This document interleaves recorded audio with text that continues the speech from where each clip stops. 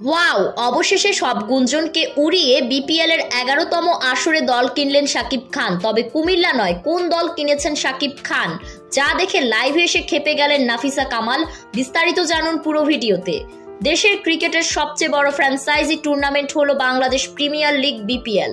আগামী 27 ডিসেম্বর থেকে মাঠে গড়াবে টুর্নামেন্টটির 11তম আসর, আর 14 অক্টোবর অনুষ্ঠিত হবে প্লেয়ার্স ড্রাফট। এবারের টুর্নামেন্টেও অংশ নিবে 7টি ফ্র্যাঞ্চাইজি।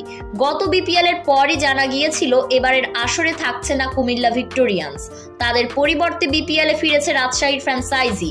এছাড়া ঢাকা ও চট্টগ্রামের মালিকানায় পরিবর্তন এসেছে।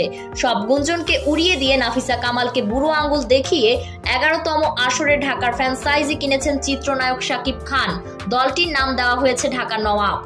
এদিকে কুমিল্লার দল না কেনায় শাকিব খানকে লাইভে এসে রেগে গিয়ে নাফিসা কামাল বললেন, শাকিব আমার সাথে বেইমানি করেছে। সে আমার দল কেনার কথা থাকলেও সে ঢাকার দল কিনেছে।